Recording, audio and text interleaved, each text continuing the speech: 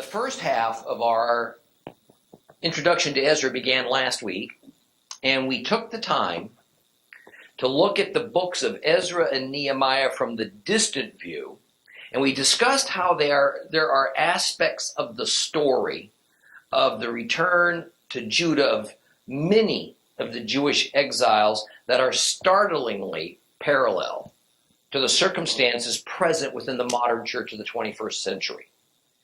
The distant view gives us a big picture, but also often an overly simplistic or overly general one. So today we're going to begin to add a few nuances as we zoom in a little bit. Now, to review, we saw that a number of Jews traveled from the Persian Empire back to Judah, and it was a relatively small group. The first group to return was under Zerubbabel, and it was no more than maybe 50,000 souls. And while that's not a small number, it's only a fraction of the perhaps 2 million or more Jews who were living in the Persian Empire at that time.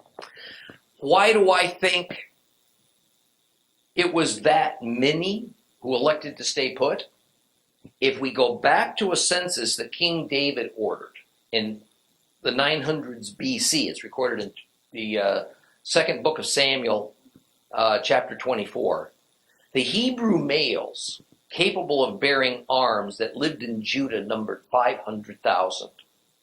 And if we conservatively assume that there were at least 3 times as many more women and children and elderly than that 500,000 figure of only men, then we arrive at 2 million Jews who populated Judah more than 300 years before Nebuchadnezzar conquered the kingdom of Judah. So there's no reason to believe that there would be fewer than that living in Ezra's day, and every reason to believe that normal population growth occurred, as neither Babylon nor Persia committed mass slaughter or genocide upon the Jews. Therefore, in the opening part 1 of our Ezra introduction, I said that conservatively only around 5% of the exiled Jews voluntarily returned to Judah. Very likely, 5% is much too large of a fraction. So 95% or more of all living Jews freely chose to remain behind and to continue residing in the many Persian provinces that formed the Media Persian Empire, and they lived there as Persians, or better, as Persian Jews, not as transplanted Judahites, which they weren't. It is this large Jewish population living in foreign lands that today are known as the diaspora, or the dispersed Jews.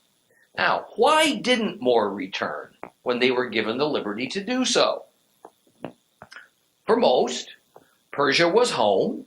They knew nothing of Judah except as their historical homeland. They had never visited the temple that was little more than a pile of rubble since Nebuchadnezzar had destroyed it in 586 BC. And further, these exiled Jews had created an alternative form of worship and atonement. They had organized new houses of congregating. They had appointed a new religious leadership. And this alternative form of their religion was the beginning of Judaism, a religion that had many attributes that were born from the Torah and the temple-based biblical religion that heeded the law of Moses. But it wasn't the same, because neither the Torah nor the temple were any longer involved. Therefore, this new way consisted of many man-made substitutes, new practices that were unknown in the Hebrew Bible. But these did serve to give the exiled Jews a sense of continuing connection to their religious heritage and to their God. In other words, they were satisfied that their spiritual needs were being met, and that Jehovah must be looking on in approval. Now, with that as a backdrop, we ended last time asking the rhetorical question of whether the exiles should have developed all of these new religious practices despite their circumstances. And then when given the opportunity, shouldn't they all have returned to Judah? And we address this by drawing an appropriate parallel between the Jews' reaction to their situation and circumstances up in Babylon and then Persia with the development of Christianity from its inception to our present day. And we saw that essentially Christianity has drifted far from its original biblical faith roots that were originally 100% Israelite faith roots, just as the Jews of Babylon and Persia drifted away from their original Torah and temple-based faith roots, and that in both cases this drifting mostly had to do with a response to circumstances and the adapting to the changing political environments. So, at the few times that a remnant of Christianity has decided that the adaptations and the concessions to human political realities had gone so far as to essentially gut our faith of its truest spiritual and historical essence, and some believers tried to remove several dubious man-made traditions and instead to return to a purer expression of biblical faith, they were met with strong opposition. Those who came to the New World on the Mayflower were just such believers who had been ostracized from the institutional Christianity of Europe because of their zealousness. Thus, we also find Ezra-Nehemiah and the relatively few Jews who followed them back to Jerusalem to reinstitute the Torah and the temple-based worship of Jehovah. They were met with strong opposition and derision. And the vast majority of Jews who were satisfied with their Judaism wanted no part of it. In our time, this zealousness to restore a pure expression of our faith has erupted within the so-called Messianic and Hebrew roots movements. And along with a handful of other folks within various Christian denominations, we, like our forefathers, have set sail on a very uncertain journey to try and recover and restore our faith. And of course, we're considered by the majority of our Christian brothers and sisters as either traitors to our traditional Christianity, or heretics, or we're simply wrong-minded and divisive. And so just as I ended last week's service, I want to begin this week's by encouraging you that if Ezra and Nehemiah and the few thousand of their supporters had not been willing to swim upstream and to brave that opposing current, the stage could never have been set for the advent of Jesus Christ, our Messiah. Or better, it would have fallen to another group, to another set of leaders who were willing to give up everything to follow the Lord. Both the rebuilding of the temple and the priesthood and the reinstatement of the laws of Moses were prophetic prerequisites for Christ's coming. And so it is the same today that many believers shall seek a restoration of a pure, Bible-driven faith that involves embracing the reborn nation of Israel, the return of Ephraim and Judah to their promised land, and obedience to God's commandments as prophetic prerequisites to Christ's return. Will we achieve these things completely and perfectly? No, because neither we nor the circumstances are perfect enough to allow it. And so it was for Ezra and Nehemiah. But we must do our best and not look back. Now let's pivot. Let's take a look at the book of Ezra, and by default to the book of Nehemiah, from a few other aspects, because we're going to begin with who wrote it and when it was written. The issue is complex. There's no easy answers.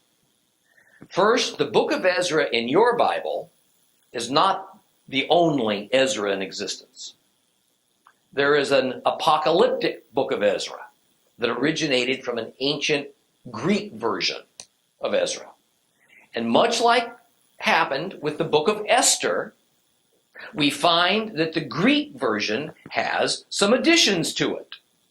And it might be due to an attempt to both fill in some missing pieces, at least as far as the editor was concerned, or to make it more appealing and appropriate to a culturally Greek audience. The Greek version adds to the Hebrew Ezra version some passages, interestingly, from 2 Chronicles 35 and 36, as well as some extra unique passages that were inserted at what most Protestant Bibles would say is Ezra chapter 4. Now, in the Western Church, this Greek version is called Esdras, which is really just Greek for Ezra, and is considered as one of the 15 books of the Apocrypha. While in the Eastern Church, both the Hebrew Ezra and the Greek Ezra are in their Bibles. Both are seen as equally inspired scripture. Now, this tells us something very important.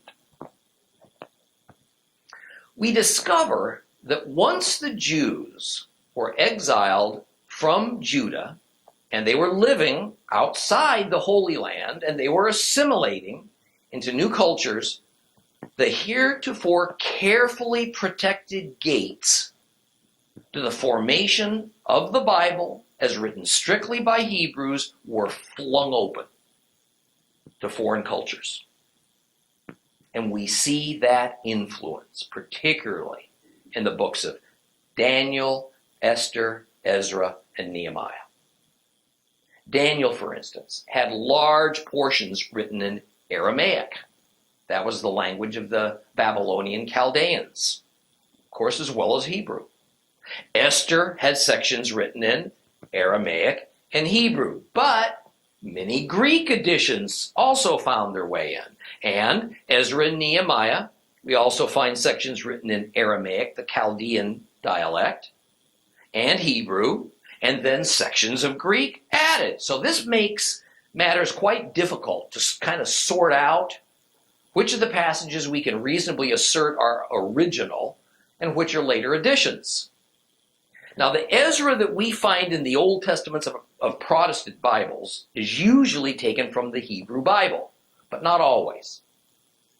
The Ezra we find in our complete Jewish Bible is from the Hebrew Bible. There are no Greek editions, so in general, that's what we're going to draw from for our study. But that's not the end of the complications. Originally, it seems that Ezra and Nehemiah were considered a unity. Only later they were divided into two books. This does not harm the texts, but it does tell us that these were originally written in such a way that they were meant to be used together as one continuing saga, not two perspectives or traditions on the same incident. But then comes the matter of who wrote Ezra. And the traditional answer is that it was Ezra. Now, there's a number of views on this, and we're certainly not going to get bogged down in such a debate. However, there are four primary approaches that most scholars will choose from. First is the position that Ezra not only authored the book of Ezra, but also the book of Nehemiah and even 1st and 2nd Chronicles. This is the view that the Babylonian Talmud puts forth in a section called Baba Bathra. And it is this view that is accepted by many respected Christian scholars, including William F. Albright and C.C. Torrey. The second position is that Ezra wrote the book of Ezra, Nehemiah wrote the book of Nehemiah. However, we find in both of these books that they switch back and forth from the narrator speaking in the first person, I, me, we, to the third person, them, they, him, her. And so it makes for near certainty that while Ezra and Nehemiah may have been the primary authors, some number of other unnamed editors were also involved. The third position is that the chronicler, that is, the anonymous writer of the books of 1st and 2nd Chronicles, was the editor of both Ezra and Nehemiah. This view is the most accepted one today by conservative as well as critical scholars alike. And what this essentially concludes is that this so-called chronicler was the final editor who used memoirs written by Ezra and by Nehemiah, those parts of the documents that say I, me, and then he added more information from other sources. For instance, some decrees written by certain kings and officials involved in the Ezra and Nehemiah stories, and also added or clarified the genealogies that we see written in these books, as well as including a handful of other ideas that he thought were important to communicate regarding the story. In other words, like many books in the Bible, there was more than one hand at work. And often it involved an inspired editor who used various authoritative documents and records to put together an accurate account. Now, for those today who might question whether we can then trust these Old Testament documents and accounts that were created this way, I only want to remind you that that is exactly the way the New Testament gospel accounts of Matthew, Mark, and Luke were created. And there's no debate over that within Christianity. And John the Revelator wrote his Apocalypse, the book of Revelation, drawing from several Old Testament books, including but not limited to Daniel, Isaiah, and Ezekiel. In other words, most of the books of the Bible were created partially by eyewitnesses and partially by editors who pieced together various accounts, traditions, and items of information to create a coherent end product. Now, as one who has written a few books, I can attest that this collaboration of author and editor is the norm today, just as it's always been. An author determines a storyline and writes the original manuscript, and then an editor goes over it and checks assertions versus facts and alerts the author if there's a conflict or an error, suggests maybe some changes to better the flow or to get the intended message across more completely, or is assigned to add the contents of other records and documents to bolster the author's claims and content. Now, I tend to adopt this third view, that Ezra, Nehemiah, and the chronicler all had a hand in these books as we find them in our Bibles, Western Protestant Bibles today. It fits the facts. Now, a fourth view that's not worth entertaining makes Ezra and Nehemiah out to be so corrupted as to be worthless, or that they're just outright fakes or forgeries. This reasoning comes essentially from the same text-critical liberal scholars who assert that the book of Daniel is also a fraud. So, now as to when these books were written. That has much to do with when the actual activities depicted in Ezra and Nehemiah occurred. And naturally, there's different views on that as well. So let's peel back the onion just a bit more and consider when the events of these two books likely took place. And the first thing we have to decide is whether the texts are correct or not, because they do give us dates. Now, they're not calendar dates like we prefer to see them, but they are dates given in the customary way it was done in that era, in relation to the reigns of kings. Now we're told that it was in the first year of the Persian king Cyrus, who freed the Jews and encouraged them to return to Judah and to rebuild their temple. Cyrus conquered Babylon in 539 BC. And it was either that same year or the more accepted 538 BC that we find this first group of Jews heading back to Jerusalem on a mission to rebuild the temple. They were led by a fellow named either Zerubbabel or Sheshbazzar. There's even the distinct possibility these were two different people. In fact, modern scholars are nearly unanimous that Sheshbazzar was a mysterious fellow that no one knows much about, who was then quickly succeeded by Zerubbabel. The Jewish historians, however, insist that it was common in Babylon. Most Jews had two names, a Babylonian name and a Hebrew name. Therefore, Sheshbazzar was this first leader's Babylonian name that means seen protects the father. Seen was the moon god. Zerubbabel then was his Hebrew name, meaning the seed of Babylon. We're going to deal more with that issue when we get to it in Ezra chapter 1.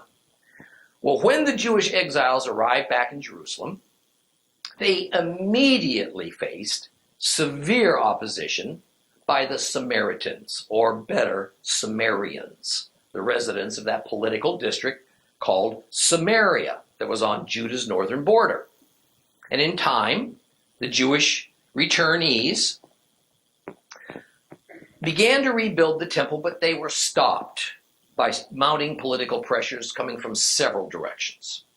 The work sat idle for several years, but it was finally completed. Later, Ezra was commissioned by Artaxerxes, king of the Persian Empire, to take over temple operations.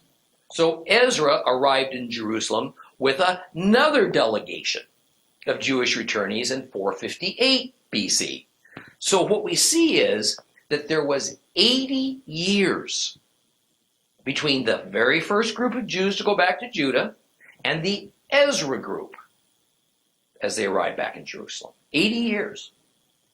However, no doubt there were individuals and families who went there on their own, and some who also then returned discouraged to Persia during that 80-year time period. Now, I said at the outset of today's lesson that we'd start to add some nuances. And the first thing we need to square away is that history is messy. The exact dates of most things that we read about in our history books or in the Bible, such as the conquering of the northern kingdom of Israel in 723 BC or the conquering of Judah in 586 BC, those are just usually the culminating events of a long, drawn-out series of events. So as we study the return of the Jews to Judah, it was kind of choppy. It was on again, then off again, then on again, with various groups going, and some leaders then turning around and heading back to Persia, and then going back to Judah for a second time. So we find that the very first group of Jews who followed Sheshbazzar or Zerubbabel back to Judah went almost immediately upon the end of their Babylonian captivity. And this group consisted of around 50,000 people, a goodly portion that lived through Nebuchadnezzar's attack of Judah and through the humiliation of being deported to Babylon. Yet, we have to understand that even though the date of 586 BC is given as the usual date for when Nebuchadnezzar conquered Judah, that's not really true. His first march into Judah took place a few years prior to 600 BC. And then through a series of attacks and threats, he deported several waves of Jews to Babylon over the next 15 or more years until 586 BC, when he'd had enough of the rebellions and he just simply destroyed the city walls of Jerusalem and laid waste the Holy Temple. So the Jews who were living in Babylon when in 538 BC, when the call came to return to Judah, they were a mixed bunch of Jewish folks who had been in Babylon anywhere from 50 to 70 years, and many more who had been born in Babylon. So indeed, of this first group, some were former residents of Judah, but who were now very old. And most, no doubt, had at least 2 and probably 3 generations of family born in Babylon. If they were ever going to go back, it had to be now, or they were soon going to be too old to survive the rugged journey. Well, one other point of interest, in order to kind of give us a feel as to how all this fits into the biblical timeline, the first group went home to Judah well before the story of Esther took place. In fact, probably some 50 to 60 years before. So get the picture. The context of the story of Esther was that the Jews were free, and several thousand of the zealous had already long ago gone home, because Judah still felt like home to them. In fact, by Esther's time, the temple was rebuilt and functioning. Yet by Esther's day, no former residents of Judah were still living. Mordecai, Esther's stepfather, was one of the majority of Jews who chose to stay in Persia. He had been born in either Babylon or Persia. He never knew Judah as his home. So we need to grasp that whatever form of their Hebrew religion they were practicing, it was not the Torah, it was not the temple-based religion, it was something else. So we have to be careful not to miscalculate and give to Esther or to Mordecai some kind of a deep religious conviction and spirituality. Mordecai was there because he preferred to be in Persia rather than in Judah. Were they still faithful to the God of Israel? Oh yes, very much so. But it was in their own way. Then we also need to realize that when Ezra led his contingent of Jews to Judah in 540 and 458 BC, it was only a few years following the events depicted in the story of Esther. No doubt she and probably Mordecai were still living.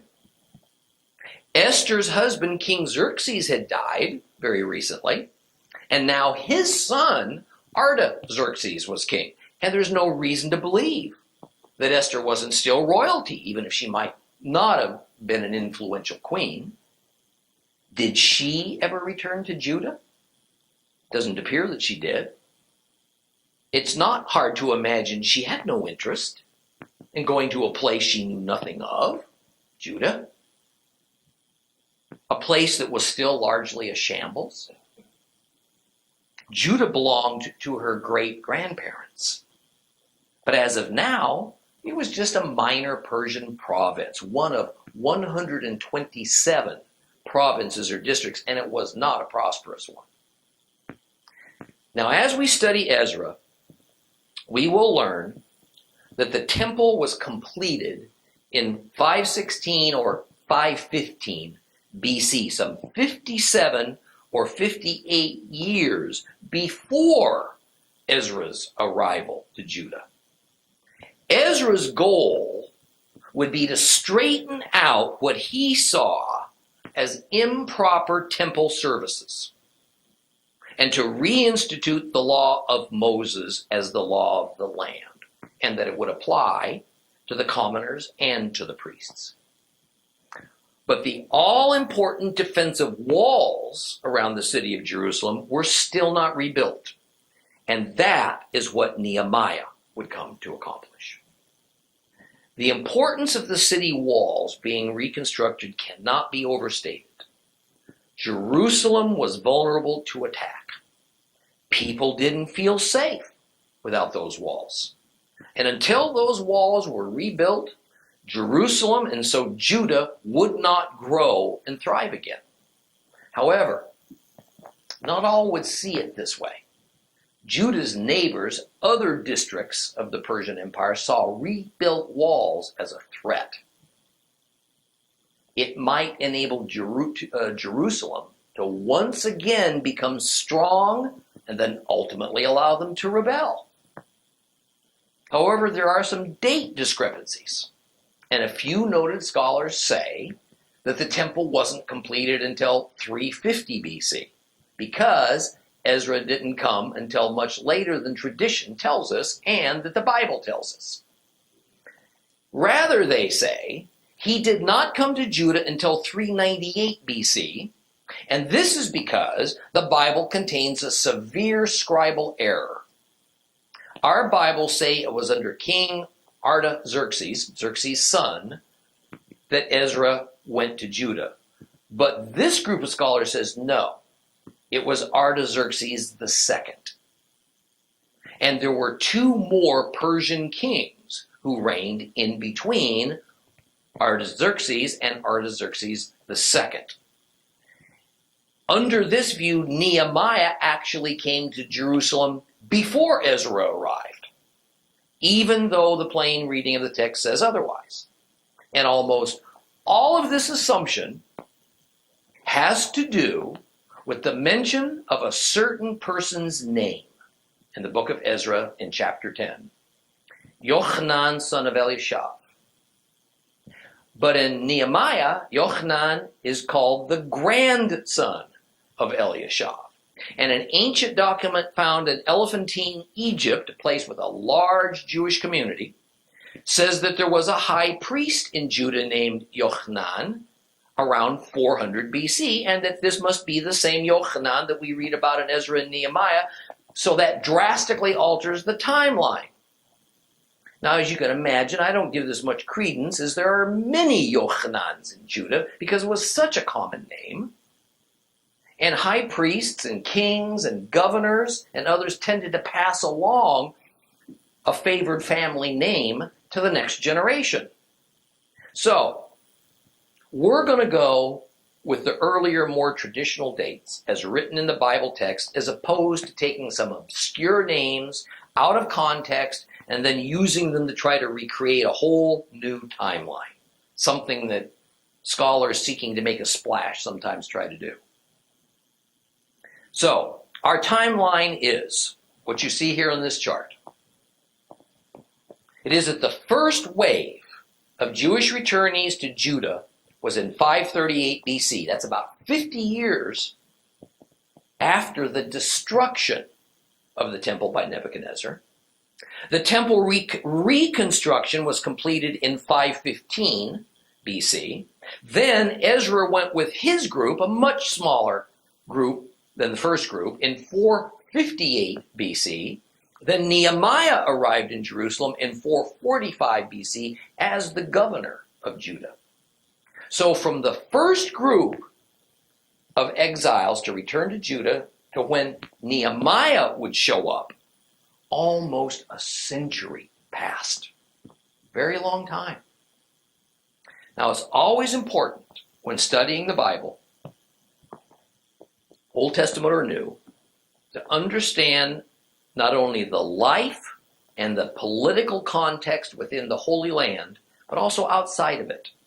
Because this context had everything to do with why certain decisions were made, why certain wars and battles were fought, why certain kings and governors were appointed, even why certain prophets prophesied as they did.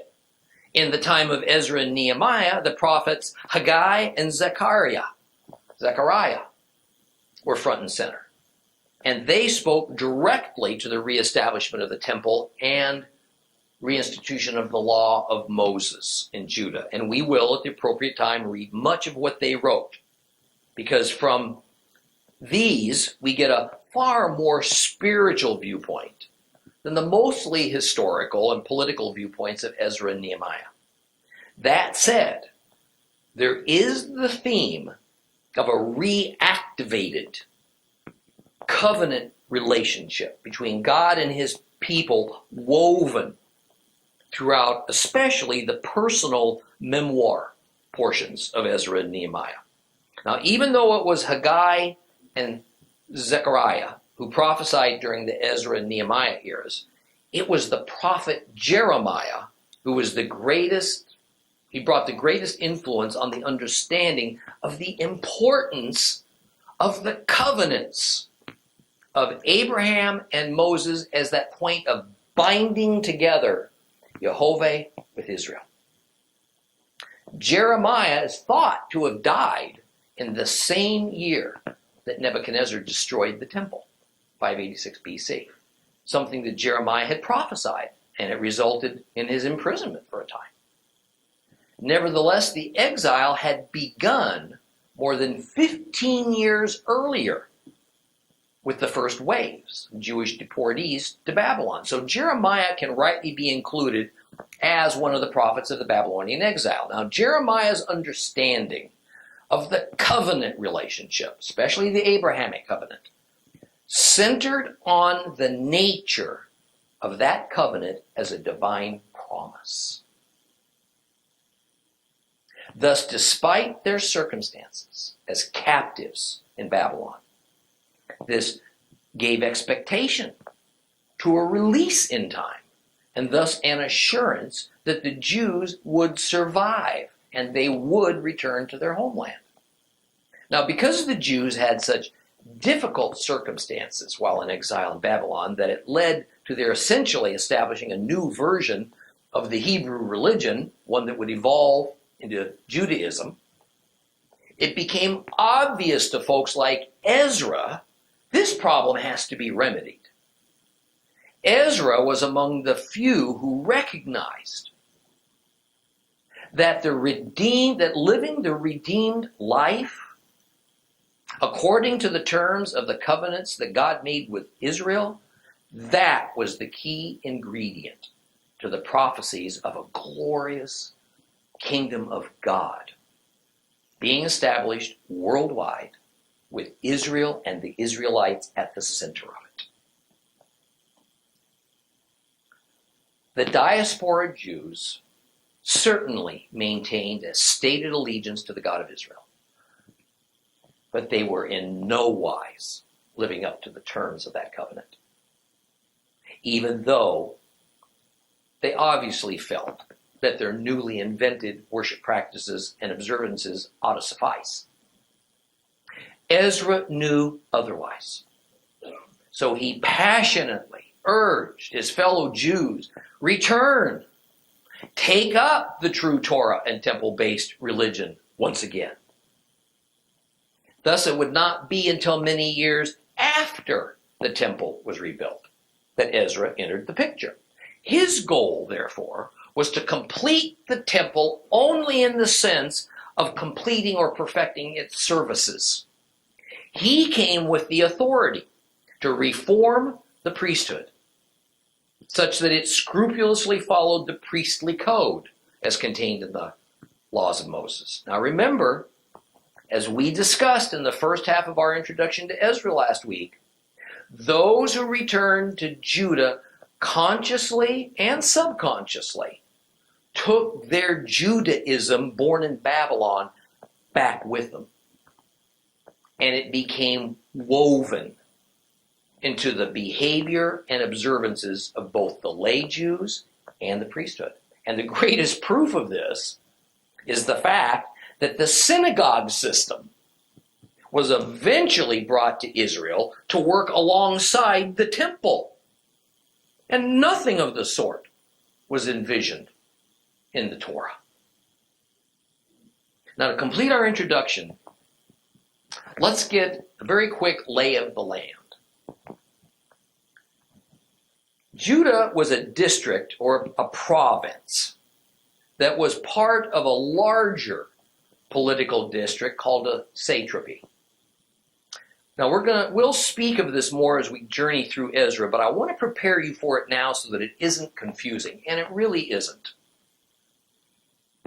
The Persian Empire consisted of 20 satraps or satrapies, each of which was then subdivided into provinces or districts. The king ruled over the empire, a governor ruled over each satrap, and then an administrator ruled over each district. The USA and most Western nations are organized the same. In the USA, we have a president who is over all the states. Each state has a governor, and he has a certain level of autonomy, and then each state is divided into smaller governing districts, usually called counties, and there is some kind of a county administrator. Even further, there can be islands of smaller yet governing districts called cities or townships, and these have mayors. The Persian Empire operated essentially the same way. Judah was the equivalent of a county. So it had its own administrator, and it was located within the state that was ruled by a governor. Fairly recently, it's been discovered that the name of this state was Beyond the River. Yeah, in many places in the Bible, we will run across a mention of some place beyond the river. And this has always been thought to refer to a kind of a direction, a general area. Now we know that most of the time, not every time, but most of the time, beyond the river is actually the formal name of a governing district, a state, which lay to the west and south of the Euphrates River. Beyond the river was a large state, and it was divided into a number of counties. And some of these will be mentioned by name in Ezra and in Nehemiah. The most prominent mention will go to Judah and to Samaria. Now, I need you to trust me that this short geography lesson and the more in-depth one that we'll get as we begin our study in earnest next week is vital to understanding not only what's going to happen within the book we're currently in, but henceforth all the way through the New Testament. Next week, we'll open up Ezra chapter 1. Please rise.